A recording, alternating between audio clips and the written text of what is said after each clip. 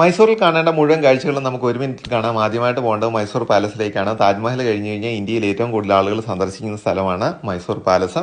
അതിനുശേഷം ലോകത്തിലെ ഏറ്റവും പഴക്കമേറിയ സൂവായ മൈസൂർ സൂ കാണാം. അവിടെ നിന്ന് ഇറങ്ങിയതിന് ശേഷം ഏഷ്യയിലെ തന്നെ ഏറ്റവും ഉയരം കൂടിയ പള്ളികളിലൊന്നായ സെൻറ്റ് ഫിലോമിനാസ് ചർച്ച് കാണാം. അവിടെ നിന്ന് നേരെ ഇറങ്ങി ഇന്ത്യയിലെ ഏറ്റവും വലിയ അണ്ടർ വാട്ടർ ടണൽ അക്വേറിയമായ ലോകരഞ്ജൻ അക്വാ വേൾഡ് കാണാം.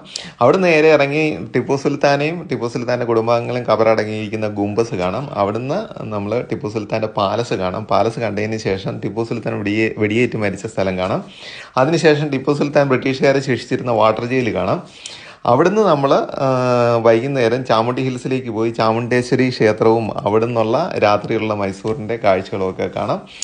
അവിടുന്ന് തിരികെ വന്ന് രാത്രിയിൽ ഒരു കുതിരസവാരിയൊക്കെ നടത്തി മൈസൂർ കൊട്ടാരത്തിൻ്റെ രാത്രി കാഴ്ചകളൊക്കെ കണ്ടിട്ട് പിറ്റേ ദിവസം രാവിലെ ഗിന്നസ് വേൾഡ് റെക്കോർഡ് നേടിയ തത്തകളുടെ പറുദീസയായ ശുഗവനയും അതുപോലെ വൃന്ദാവൻ ഗാർഡനും ഒക്കെ കണ്ടിട്ട് അതിനുശേഷം ഗോകാർട്ടിൽ കയറി ചെറിയൊരു കാർ റേസും ഒക്കെ നടത്തി അവിടെ നിന്ന് ഇറങ്ങി സീറ്റ് സ്മിത്തിൽ കയറി വെറൈറ്റി ആയിട്ടുള്ള കുറച്ച് സീറ്റ്സും ഒക്കെ ട്രൈ ചെയ്ത് മൈസൂരിൻ്റെ തനത് വിഭവങ്ങളായ ബിസിബെലെ ബാത്തും ചൗചൗ ബാത്തും ഒക്കെ കഴിച്ച് സ്മോക്ക്ഡ് ബാർബിക്യൂ ടാക്സിയിൽ കയറി ചെറിയൊരു ബാർബിക്യൂ ഒക്കെ കഴിച്ച് 1000 രൂപ മുതൽ മൈസൂരിൽ സുരക്ഷിതമായിട്ട് താമസിക്കാൻ കഴിയുന്ന മലയാളിയുടെ ലൂസിയ ഇൻ്റർനാഷണൽ ഹോട്ടലിലോ അവരുടെ തന്നെ കാൾവർട്ട് ഹോം സ്റ്റേയിലോ താമസിച്ചുകൊണ്ട് നമ്മുടെ മൈസൂർ ട്രിപ്പ് കംപ്ലീറ്റ് ചെയ്യാം.